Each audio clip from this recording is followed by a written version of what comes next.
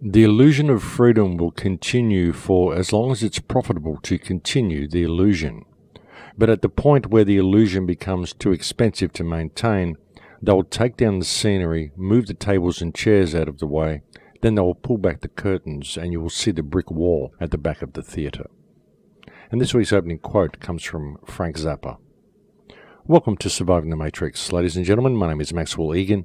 It's a pleasure to be with you once again, and I'll be your host for the next hour. What is this reality?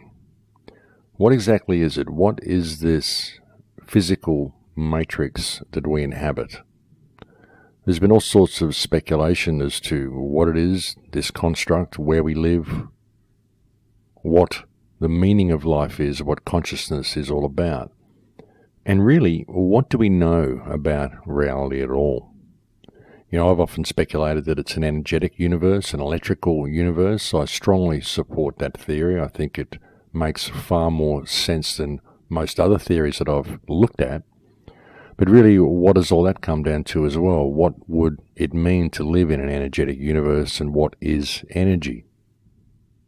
It's also very interesting looking at the concept of the electrical energetic universe and understanding how the 5G system that they are rolling out also fits into this. You know, understanding that you're an energy being, you're an electrical being.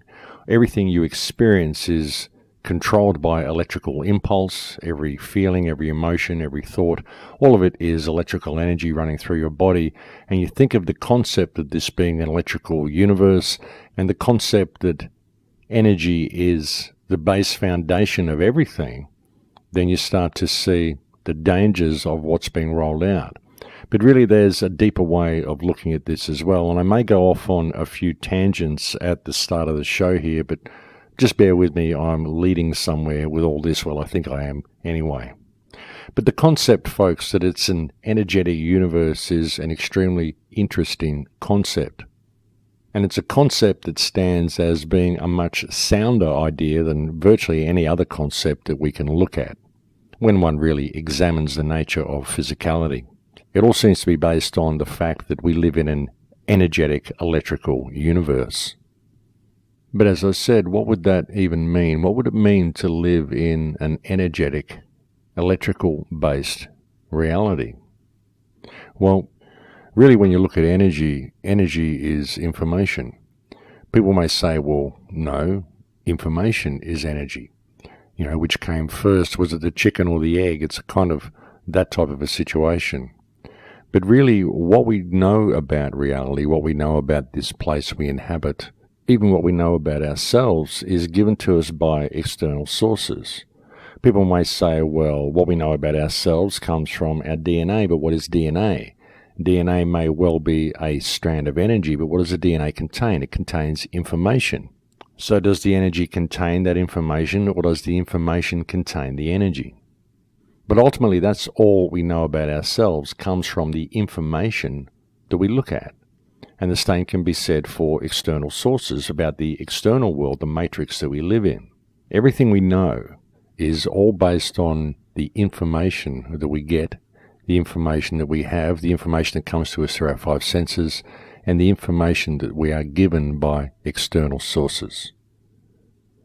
But have you ever got the feeling that everything is fake, that it's just one big puppet show, one big theatre show, and that everything we're being fed is misinformation?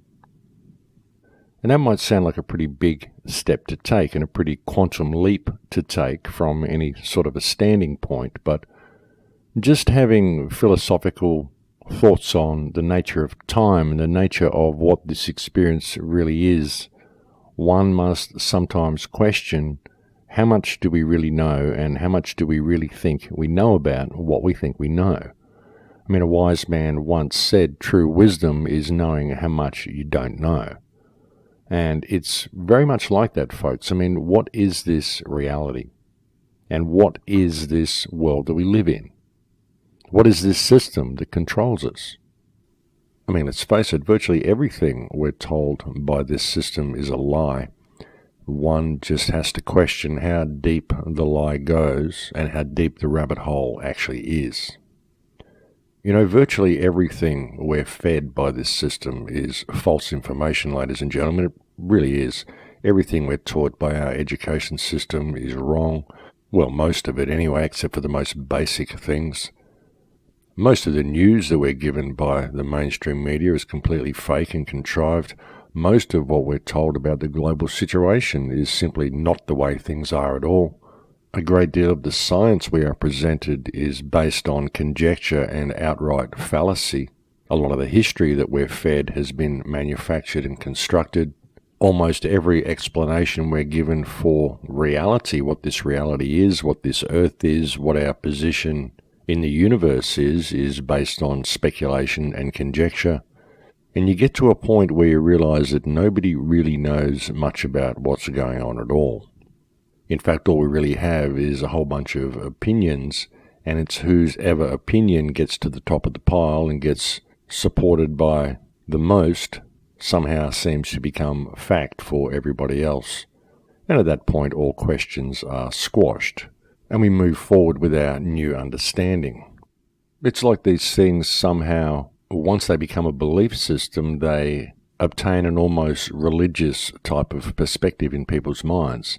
This can be clearly seen with science, which has almost religious overtones with people, as does the education system, as does the money system, as does a belief in vaccinations.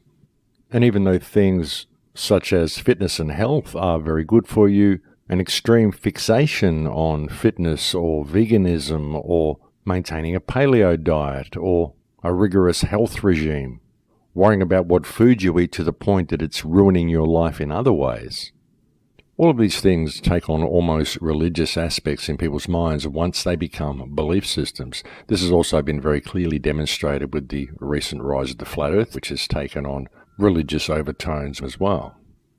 And the same can be said for the other side with those who believe in NASA and the rubbish that they feed the people. This again takes on an almost religious control over people's minds. But science is really quite amazing when you look at the contradictory nature of science itself in its basic structure. Although it's really got to be admitted that science does take these belief systems to a whole new level with Newtonian physics, which is based on speculation and conjecture. I mean, we're told by physics that everything is made of atoms, and yet science cannot explain to us what an atom actually is. And yet nobody questions that. They just take it as a given that what science is telling them is true and that physics works. And yet they somehow accept the fact that the basic foundation stone of physics is as yet completely unknown and completely unexplained. So it really is quite remarkable how we are just expected to blindly believe everything. We're just given an explanation and we're told that's the way it is, and people just don't question it. Or if they do question it, they get accused of being a conspiracy theorist or whatever. And it's the same in all fields, folks. It doesn't matter whether you're talking about science or religion or politics or the media. We're just expected to blindly believe what we're told. But when you look at things, folks, and you get out and travel and you look at the world a little bit and you meet people, you realize that virtually everything that we're told is fake. I mean, certainly everything that the media tells us is fake. This entire global conflict, the whole war of terror, this is all completely fake. And when I say it's fake, I'm not saying that there aren't countries being bombed. It's just that they're being bombed under false pretenses for the wrong reasons. We've got the West and Israel and its allies going into these places and just bombing them to oblivion and telling the West that it's to protect the world from terrorism, but it's really not. It's all creating terrorism. Everything is backwards, folks. That's the problem, and nothing that we're told is true. This goes a long way to helping people misjudge the Israeli-Palestinian conflict as well. I mean, people look at that and they say, oh, there is no conflict, it's all theatre and it's just contrived to get funding for Israel. And that's true to a certain degree. I mean, Hamas is run by Israel, Fatah is run by Israel, the whole thing is being run by Israel, but there are Palestinians that are locked in Palestine and locked in Gaza that are suffering as a result of this. There is no real war of Palestine against Israel. Of course there isn't, because you need two armies to have a war, and Palestine doesn't have an army. What you've got is a whole bunch of oppressed people locked in an open-air prison or an open-air concentration camp being used as a mechanism to garner support for the rogue state of Israel. That's what's going on there. It's not what you think it is, but there are people suffering as a result. The same as what's happening in Syria. It's not what you think it is, but there are people suffering as a result, and the same as what's going on in Yemen. There is no big uprising and war against Saudi Arabia coming from Yemen. It's simply Saudi Arabia going in there and decimating a lot of people to gain control of the country under false pretenses. But certainly everything that we're told is theatre, folks, and virtually all of it is fake. I mean, sometimes you think there might be someone come into some sort of a position that may change things. A lot of people hope Donald Trump would do this. I mean, here he comes, this guy who's a billionaire from outside the system, or so it seems. You kind of question how he got to be a billionaire if he's outside the system, but anyway, here comes a guy who's in a position to make a change. But does anything happen? No, of course nothing happens. And even what we see as a result of Trump coming in, we see all these reports about all these pedophiles being arrested, 70,000 pedophiles being arrested or something like that. Now, of course, this has happened as a result of Pizzagate, the big outcry about the global pedophile ring. So these reports come out about all of these pedophiles being arrested, but we only hear them in the independent media from certain sources in the independent media. We don't hear anything about it on the mainstream. And the question is, who can actually confirm any of this? I mean, 70,000 pedophiles arrested, that's a lot of people to be arrested. Does anybody out there actually know someone who knows one of these people? Who are they? I mean, did this really happen? Is it just a carrot being fed to the independent media to keep them distracted? As so many things are that are fed to the people, folks, it's all just theatre to keep the masses distracted. All of this posturing, World War III, and all the threats that we're facing from North Korea and Russia and all of this sort of stuff, how much of this is theatre for the masses as well, folks? Is there really any threat coming from any of these people? This whole migrant influx into Europe, we all know that these were mostly not Syrian refugees. Sure, there's a lot of refugees that need a home, but the people that were going into Europe were not Syrian refugees. These were just migrants being pushed in there as part of the Kalergi plan to undermine the populations of Europe via mass migration. See, nothing is what we're told it is. And it gets to the point where you realize that virtually everything that we're told is fake. And it's really easy to convince people that almost anything is true. It really is. All you need is the ability to make a movie, and you can do it. I mean, look at the damage television has done to people over the last 50 or 60 years. And now you've got YouTube, where anybody can make a video about anything. And as soon as they put it up there in video format and put it out there in the written word, then people just take it on as undisputed fact because they saw it on TV, or they saw it on their screen, or they read it in a book. But how much of it is true? How much of what we're told about anything is true? How much of our history is true? How much of our achievements of science is true? Look at the moon landing, for example. I mean, who honestly believes they landed on the moon in 1969 in that little tin can lunar module that they sent up there, that supposedly was able to take off again and then dock with the command module, travelling at some ridiculously fast speed as it was orbiting the moon? I mean, all of this stuff is completely ridiculous, folks. You couldn't even fit two people in that lunar module. But of course, we all believed it back in 1969 when we saw it on our black and white TVs. I was about 8 years old when the moon landing apparently happened, and we were all very excited. We got the day off school to watch it, and we sat there and watched it all day, and it was terribly exciting. Looking back on it now, though, of course, you can tell that it never really actually happened. There's no way they sent that crappy piece of tin out into space and had it withstand the pressures of space.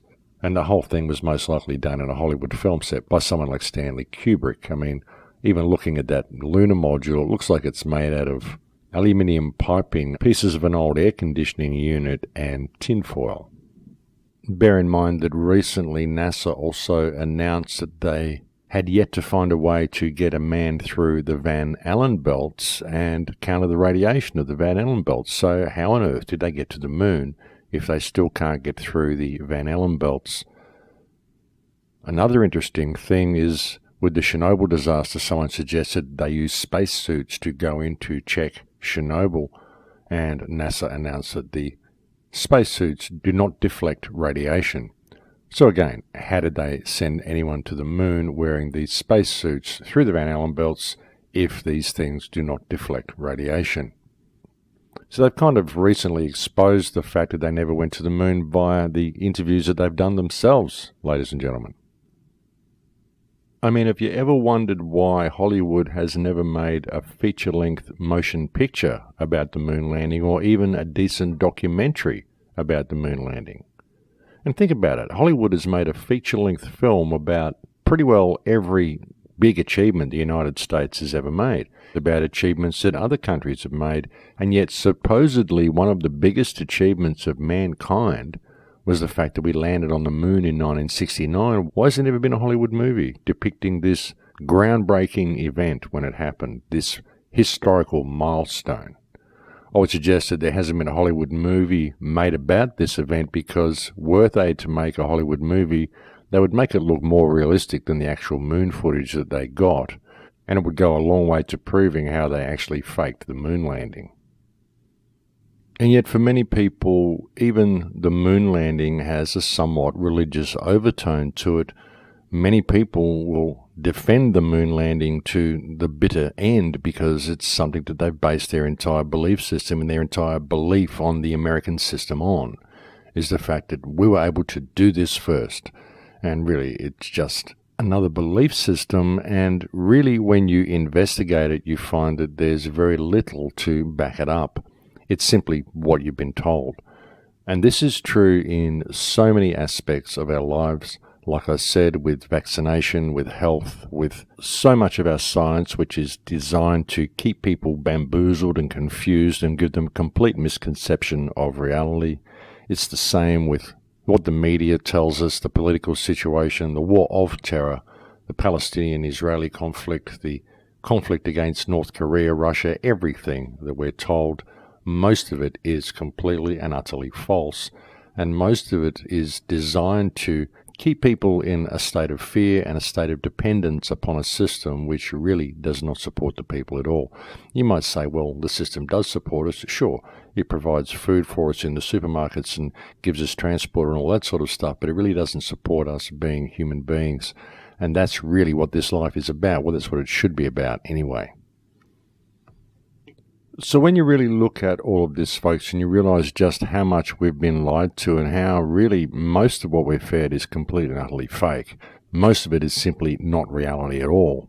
It's all simply misinformation and speculation and conjecture, even in regard to science and the nature of reality, then hopefully it will cause people to question things such as the rollout of this 5G grid, and what that is really doing and what it's really all about. Because another thing that people have developed a kind of religious belief in is the internet.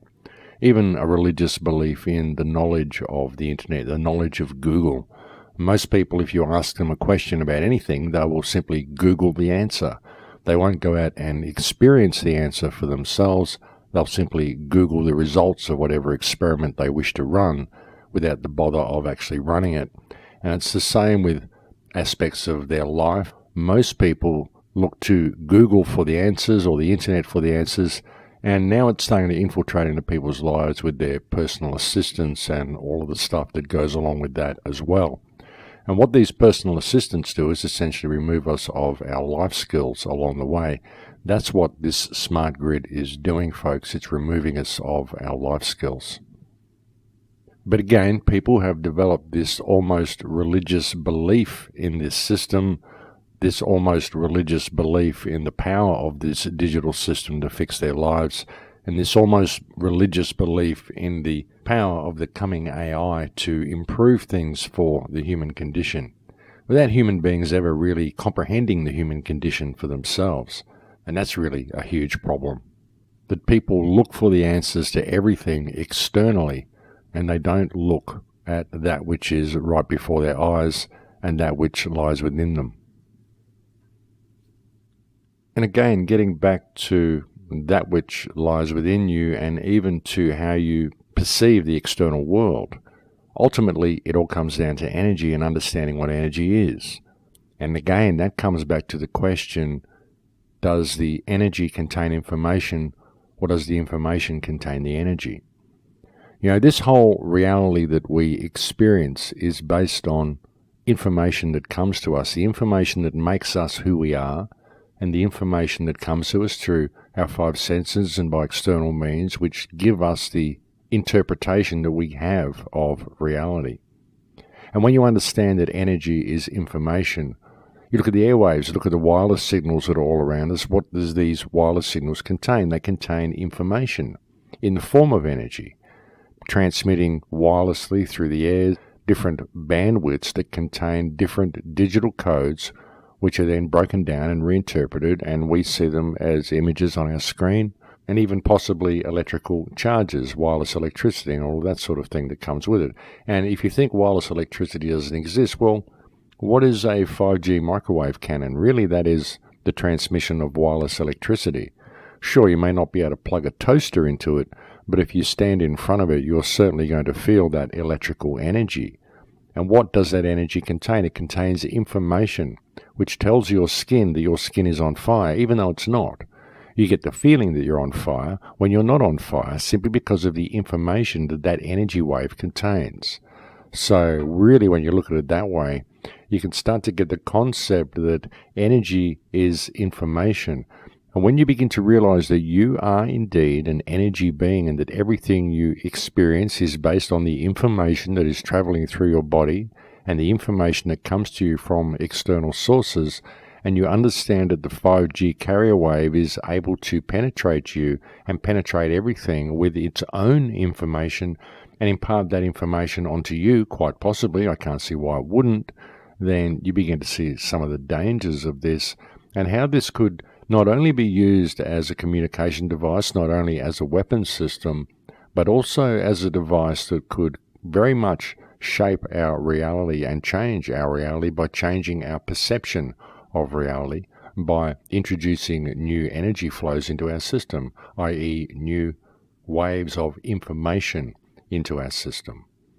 They've already done experiments where they've shown that they are able to replace the memories in mice while they sleep. They've already mentioned that they can do this with people as well. There was a science report that came out recently where they said replacing someone's memories may be as easy as them falling asleep. This was in a mainstream science report that I read on some news site not too long ago. So this is all coming out into the mainstream now, folks. So it's all about controlling information, because by controlling information, you control the human species. Controlling information controls what people perceive reality to be, what people perceive themselves to be. And by controlling the flow of energy through people's bodies, i.e. the flow of information through people's bodies, and exposing them to information that they may not be getting from normal sources, simply stuff that you can implant in there, you are able to completely reshape reality, and you're able to do it on a mass scale. If you can do the science studies and do the genetic studies and map the human DNA and all the things that they've been doing in order to gain a real understanding of the vast majority of people out there and figure out what a common denominator is, whereby you can reach all of these people with the same carrier wave, then it's very likely that you could replace the memories in a vast majority of the population all at one time, if not the entire population. And if you are able to replace the memories in a vast majority of the population, even 90% of the population, then those 10% that still remembered the world the way it was would be seen as mad. They would be seen as completely crazy. They would have memories that nobody else has, and they would be seen as outcasts. They would be seen as probably dangerous people that need to be locked up. That's the way our society is going. There's so much paranoia in our society as well. And again, this is brought about through controlling the flow of information. All of this fake war on terror and all the stuff that they're doing overseas, all the stuff that's designed to keep people in fear, to keep people in the state where they think they need the 5G grid just for their own personal protection. Of course, you needed to keep thieves away from your bank account and all of that sort of stuff, don't you? But the thieves only go to your bank account anyway because they're kept in a state of scarcity by this system. That's what the system is designed to do, to create a situation where cities are full of rampant crime because everyone's kept in a state of scarcity and measuring themselves up to fictitious social standards so that they think they're not as successful as they should be. Everything about this society is designed to create the entire situation that we're in, folks. All you've got to do is introduce a money system over the mind of man, a usurious-based monetary system, and this is what you get. But when you really look at it, you step back, you see it's all about controlling the flow of information. Even the usurious monetary system is about controlling the flow of information. All of it is about controlling the flow of information because information is energy, and energy is what makes up this reality. So when you can grasp these types of concepts, you can begin to step back and look at this whole 5G grid and this whole smart grid that they're bringing online and see that it's about the complete blanket control of all information that happens within the human experience. You know, once they get you immersed into this digital world and your digital extension is really what integrates and interacts with the rest of the world, then they've got control of all the information that comes to you, all the information that flows through you, all the information that you're involved in by looking at all the money and watching where all that goes, everything you're spending things on. What they're doing, folks, is removing you of any interaction with the real world and only allowing your digital extension of yourself to interact with the world. You know, if you want to interact with someone in a shop, you can't actually go and hand them money yourself. You've got to do it through the digital extension of yourself through the credit card. And they'd really like to get to a point where you just don't go to the shop at all. You just get it delivered to your home. Or if you do go to the shop, there's no shopkeeper. That way you can just walk in, pick up what you need and walk out. And it all just happens by matter of course, simply by you walking in and out of the supermarket. And if they can put enough fear in people's minds, then you won't even talk to any of the other shoppers. And that's the sort of a situation that they're heading us to, simply by controlling the flow of information. And that's really what this smart grid is all about, controlling the flow of information and making sure the human race is able to be controlled via the weaponization of the airwaves that comes with it.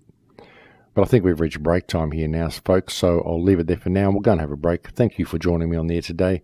It's always a pleasure to have your company, and we'll come back and get into this a little bit more after the break. Thanks for listening. Welcome back to the show, ladies and gentlemen. So, if energy is information and if the 5G grid is seeking to control that information and control the information that we receive and possibly even the information in our bodies, then just how deep does it go? Just what else can they do with this? You know, recently I've been examining the concepts of time. Time is a very, very strange thing. It's something that's always fascinated me. What is time? Can things be repeated? Is time cyclic? Can what I do now affect what I did before? You know, our actions now can affect what happens in the future, but can our future actions affect what happens in the past? You know, as I sit here drinking a cup of tea, I can look at it and say, well, when I made the cup of tea 10 minutes ago, did I do so because I wanted to drink it now? Was that the intention that caused me to make the cup of tea? Or is it the act of drinking the cup of tea now which caused me to make the cup of tea back then, 10 minutes ago? Does my act of drinking the cup of tea affect what I did 10 minutes ago? You could say it does if you look at it abstractly enough, but if you bring that out a little bit more, does what I do now at 60 years old affect what I did when I was 6 years old? Am I able to affect what happened in the past by my actions now? And how deep does it go? What is time? Is time linear or is time cyclic? Are we caught in a time loop? Are we constantly repeating things? Is that what deja vu is all about? Is this one big holographic experiment that's being run somewhere? I really do ask this question quite a lot, folks. Are we part of a holographic experiment? Is this a holographic reality? Because if it's an energy-based reality and all energy is information, well, What is information? Information is code. Is this a computer code? Is this a computer-based holographic reality that we are creating and collectively projecting through time ourselves? Is what we are doing here in 2017 affecting what we did back in 1960? And if you want to abstract it even further, could it even be possible that time is in fact flowing in reverse? These are the sorts of questions that really do fascinate me. And when you look at the possibility of time being cyclic, time being something that can be manipulated, and of all energy being information, then you can really begin to grasp what the 5G grid could do and how it could be used to possibly not necessarily control time, but possibly control our perception of time, our perception of who and what we are by controlling the information that comes to us, by controlling our memory of what we did in the past, our memory of how we got here to begin with. And look, I know these are really out there sort of concepts, and I'm just philosophizing here, just sort of throwing random thoughts around, and none of this is to be taken as fact, and none of it should be seen to negate the seriousness of the 5G grid that's being rolled out, but I just can't help but ask these questions. You know, I look at the technology that they've got and some of the experiments that they've been engaging in for the last 40 or 50 years, and I really have to ask how much they really know and where they're taking all this, you know, because one thing I'm certain of is how much we don't know out here in the general public. You know, we know certain things, certain information is leaked to us, and we can research and make up our minds about certain concepts. Some things we can sort of tick off beyond most shadow of reasonable doubt and say that, okay, this is a reality. But a lot of it is speculation. A lot of it we're left to guessing what the real technologies are and what the real possibilities of these technologies are. So sometimes it helps to ask these questions. But I look at all of this and I question what they are really leading to with all this, because even though it's a system that can be used to lock down and control mankind, there is a certain paranormal, if you will, or metaphysical aspects to this technology as well that I think should be considered. And when you consider the possibility of this technology being used to control our perception of time by controlling our memories or controlling the information that comes into our system, then it really does open up a Pandora's box. Because as I said, they've already shown that they can replace the memories in mice, and they've already commented how easy it is to replace the memories in people. So is this a method they can use to manipulate time? Or they could perhaps simply be working on a means to control and manipulate time itself. Perhaps this is what CERN is really all about. I mean, I really don't think it's just about smashing particles together. I really don't. I mean, I think that they know far more than what they're telling us about particles. Interesting thing about particles, they just invent particles to explain everything. Anytime they want to explain something, they invent a particle to make up that space. It's like dark matter. They can't explain 90% of the universe or 99% of the universe. They say, well, it's made of dark matter. What is it? We don't know. It's dark. And that just explains it away nicely. And it's the same as when they're trying to explain atoms and they start smashing them together and creating smaller and smaller particles. Well, they just invent a new particle to explain something that can't be explained. Science is very good at doing this sort of thing, and again, the people usually buy into it because of the somewhat religious overtone that is attached to their view of the scientific community. People just accept what the scientists say because they're scientists. But again, you could look at CERN, you could look at the 5G grid and the possibilities of, once the grid is in place, or being able to put out a single carrier wave from a position such as CERN, which would go out and affect everybody within the reach of the 5G grid. But again, people in the general public generally don't look at CERN this way because they view CERN as simply being a particle accelerator, and they believe what the scientists tell them because of the religious perspective that they hold in their mind over the information that is presented to them by scientists. And it is this unquestioning belief of the scientific community, the education community, the political system, our unquestioning belief in what we are told rather than looking at things ourselves, which has caused such a problem for this species. It really has. It has brought us to this mess that we are in now, our unquestioning belief in what we're told. Even with this whole 5G grid, it's our unquestioning belief in this technology which is allowing it to happen. And it really is a huge problem, ladies and gentlemen. The whole 5G electromagnetic system that is being rolled out is a hugely serious issue. And it's something that not many people are looking at, not many people are addressing, and those people that are looking at it simply don't have a means of addressing it. And it is something that is very, very difficult for us to combat because it is something that is just rolling out. And this is like I've been saying to people recently as well. How do we combat this system? Because there's no point attempting to vote anybody in. There's no point attempting to petition our politicians. There's no point even attempting to appeal to their better judgment, because there's so much money involved in rolling this system out. That is the carrot, that is the bait for everybody to do it. But the damage that it's going to do to us is absolutely phenomenal. The towns that they've had the 5G network put in now have shown huge radiation spikes in all of these towns. There was a very interesting report that was put out by someone a few days ago which showed this. Many towns in the United States where the 5G grid has come online have already shown huge problems, and it's just going to get worse as it goes online more and more, not only around the country but around the world.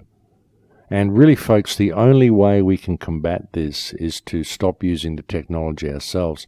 I got quite a bit of criticism when I suggested that last week that people need to stop using the tech. They said, well, here's a guy using the technology himself to tell us to stop using the technology. And folks, what I'm talking about is mobile phones. What I'm talking about is the smart grid. What I'm talking about is credit cards. You know, if people were to simply stop using their credit cards and stop using their smartphones, this whole smart grid couldn't come online. They can do what they want to bring in smart cars and bring in all the other smart devices that they want to bring in, but if the cash is not digital, then they cannot control you. They cannot bring any of it online if the cash is not digital, because this whole system is economically based. Even if they want to manipulate you with all this electromagnetic radiation, you have to buy the devices. You have to buy into the grid yourself. Ultimately, that's the only way it can work, is if people just go along with it. And you might say, well, they're going to roll it out anyway, and, well, maybe they will roll it out. But what if nobody uses it? What if they just roll out all of these cashless supermarkets and nobody shops at them? What if they replace the ticketing on public transport and nobody uses it anymore because they can't use cash? And you shouldn't be doing it simply because it's more convenient to go and wave your card, because when you're living in this digitally controlled slavery system, trust me, it's not going to be very convenient for you at all. It's not going to be very convenient to have all of your wealth and all of your worldly value determined by an economic model and determined by digital credits, not even real wealth, but digital credits that exist in cyberspace that can be turned out with any blackout or any power grid failure. Or that can simply be turned off because someone doesn't like you. Someone in the system thinks that you haven't been a good little drone, and so you deserve to be switched off and be alienated and become an outcast. It's really that simple for them to do once it all becomes digital. And not only that, folks, it's the weaponization of it, and it's the way it can be used to control almost every aspect of our lives, not only through the weaponization, not only through the spying and surveillance system that goes with it, but also through the very real possibility of putting information into your body and into your mind and into your head from an external source. And that is a real problem. It's a real issue, and it's something that people aren't looking at. And they're developing this on all sorts of levels, folks. I think I mentioned a couple of weeks ago they're working on smart contact lenses, which will put a medication into the eye of the patient. They're working on these to deliver a time dose of insulin for people, but you can ask what else can they put in there. Basically what it is a smart contact lens which can deliver medication of any description into someone via the eyeballs, and you just got to ask, well, how would this be activated? Of course, it would be possible to activate these types of things via the smart 5G grid as well. So the very real possibilities for control on virtually every single aspect of the human experience is very, very open with this new so-called communication grid that they're rolling out. It's not just about communications at all, folks. It's about absolute control. That's what the smart grid is. And when you tie it all together with the GMO situation, the genetic manipulation that's been going on of the human body for such a long time, all the stuff that I covered back in my 2012 film Transformation, where I talked about the GM food, I talked about the nanotechnology that's in the chemtrails, the nanotechnology we're finding in food now as well. You look at all of this, folks, all of this is electromagnetically controlled. So you look at the possibilities, the endless possibilities of what can be achieved by rolling out this smart grid, and you can really see that humanity is on the cusp of huge, huge changes. We're about to be led into a very, very uncomfortable situation, and it's something that's being rolled out under the carpet while people aren't looking. As I said a couple of shows ago, this is why we're seeing so much chaos in the world right now. They're doing everything they can to keep people distracted and to play sides off against each other, just to keep people from looking at what is being rolled out underneath the carpet. This is why I don't think any of the world leaders are on our side, ladies and gentlemen. I really don't. I look at Putin, who appears to be doing something good on the surface. Even the government of Iran appears to be making some sort of a competent stand on the surface, as disagreeable as all governments are. But really, all of these governments are players. They're all playing the same game. It's all theatre for the masses, folks. They keep us in fear of World War III being about to erupt, and in fear of all these terrorists about to come to our shores, and in fear of Ebola, and in fear of the latest flu virus, in fear of whatever they can think of, North Korea, you name it. And all the while, this technology is being rolled out. And it doesn't matter which world leaders you replace. You could replace all of them today, and this technology would still be rolling out.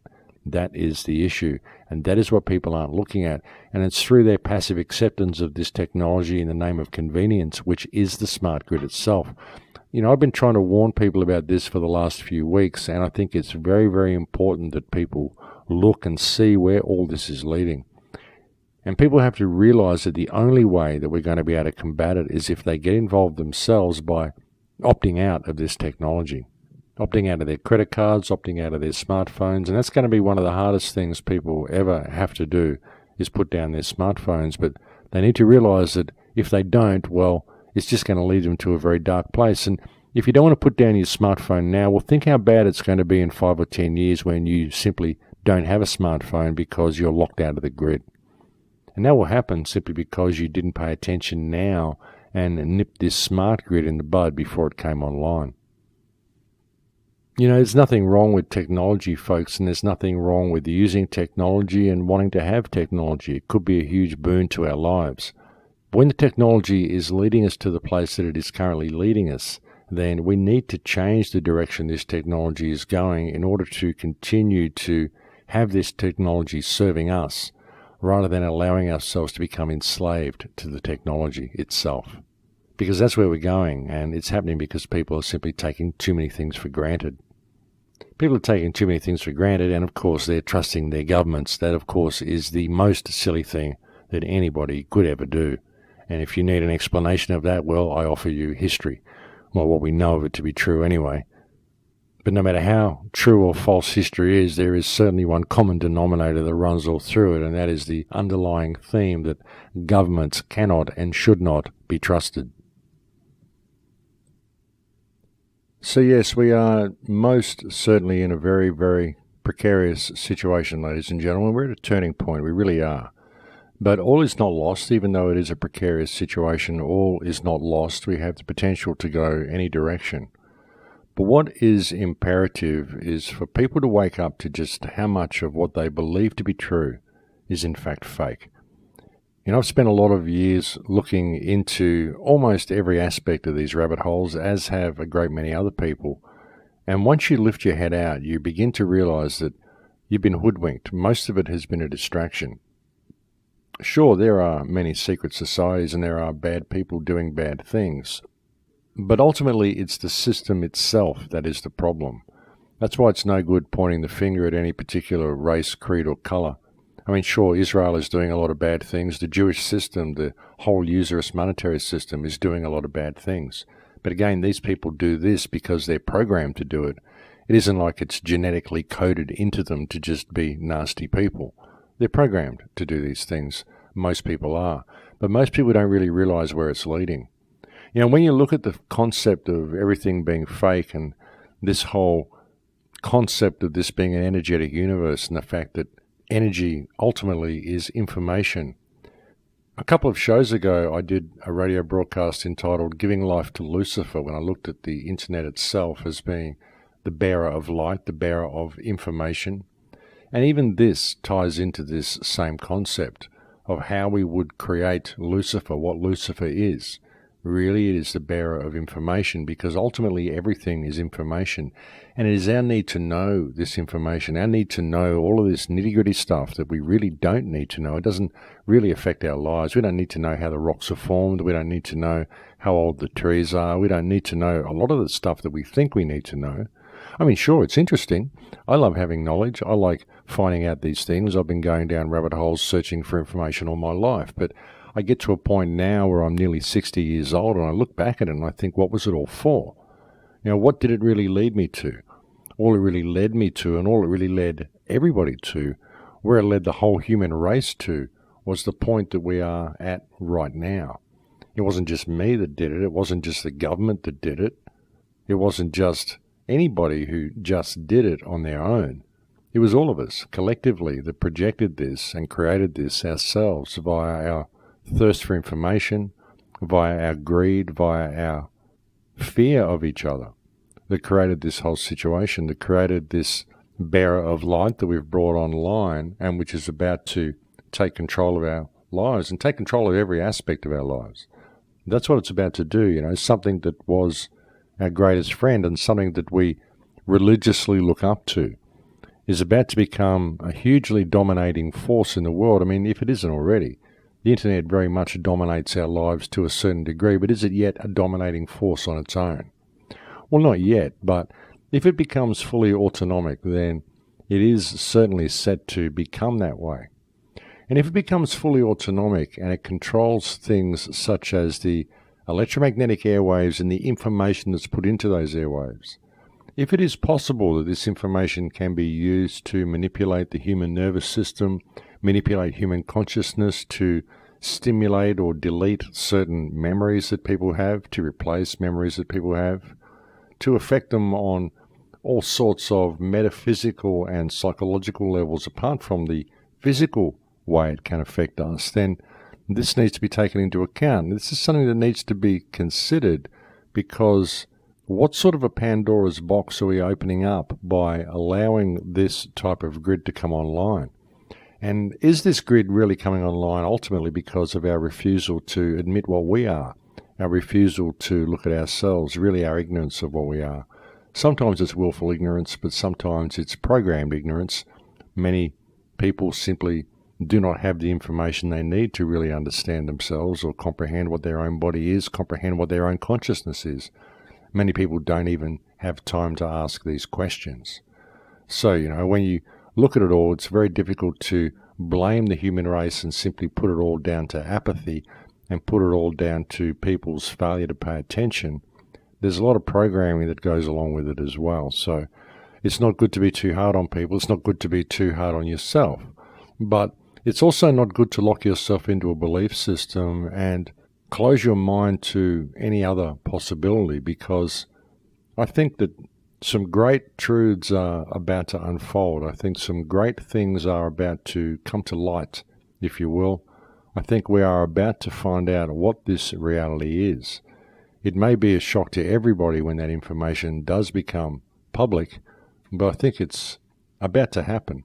How soon is it about to happen? Well, that's another question, but I think within the next couple of decades at least, we are going to be in for a real roller coaster ride. In fact, I think we're going to be in for a real roller coaster ride over the next 5 to 10 years. I think we're going to see vast changes in what we perceive reality to be, what we perceive our social position to be anyway. I think the world is about to change very dramatically on the surface, but I think underlying that are going to be all sorts of energetic changes as well. And I think the veil is about to come down. I really do. I can kind of feel it, and I think many people out there will share that sentiment with me, that they can feel something big is very, very close on the horizon. Nobody really knows what it is, but something is certainly about to happen. And no, folks, I don't think it's World War III. I don't think we're going to be going to war with Russia or China. And even if we do appear to go to war with Russia or China or North Korea or whoever else they cook up, I think it will probably only be war on the surface. It will be a war by media more than anything, as most wars are. I don't think that we're really at war with most of the countries they're telling us we are at war with. I think what's going on there is simply covert invasions, mercenary armies, mercenary forces going in there and stealing resources, and a massive amount of human harvesting happening as well. I don't think anything is the way it appears. I think we've been lied to on so many levels that people simply have no idea what the truth is anymore. That's why it's so pointless arguing belief systems with people until we've established freedom, because there's so much wrong with the world that the information that anybody's got to go on is tainted regardless of what they're researching. It really is. Everything has been tainted, everything has been controlled, everything has been manipulated. Until we stop fighting with each other and focus on the system itself and in establishing freedom for the human condition, we're never going to get anywhere. But I think we're getting to a point where we're going to be forced into that situation. We're going to be forced into a situation where we have to pay attention to ourselves and we have to realize the benefit of actually getting along with the people around us, because ultimately we're all in this together and no one can expect to escape this system alone. We all need support, and that support is all around us.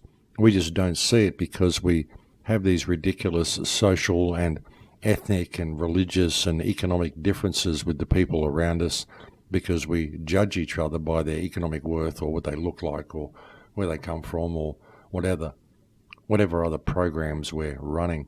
And unfortunately, they are all programs, folks. It's very often people's failure to see their own programming, and not only the programming they get from others, but also the self-programming that they've undergone by their own hand that causes a lot of these problems. But I think we're getting to a point where we're going to have to put all that down because we're going to be forced to put that down. You know, we're ultimately getting to a place where humanity's back is being put against the wall, and we're going to have to stand up for ourselves because we're simply not going to have any other choice. You know, as bad as the 5G grid is, ultimately it's a gift to mankind because it shows us just how far we've gone off our path with the internet and with these scrying mirrors that we carry around, everyone's addiction to their mobile phones. And it's basically the universe providing us with an ultimatum. And it's got to the point now where people are simply going to have to make that choice. You can either put down your scrying mirror, put down your mobile phone and stop using your credit card, or you can walk into a slavery system which will last maybe 10 years, maybe 15 years. And after that, you'll very likely have all the technology removed from you altogether, and you'll be left to your own devices to fend for yourself in the wild. We have a very real possibility of actually going that way. We could end up in a Mad Max reality simply because people refuse to put down their cell phones now. And as far-fetched as that may sound, there's a real possibility of that happening. But anyway, I think we've reached the end of the show here, folks, so I'm going to have to leave it there for now. Thank you for joining me on the air today. It's always a pleasure to have your company. Thank you to anybody who supports the Patreon account. I really couldn't do any of this if it wasn't for you, so I cannot put out my appreciation to you people enough. You really are the only ones who keep me going. Also, folks, if you're thinking about it, there is a Kambo workshop in Hawaii in November. Please check my website for details about that.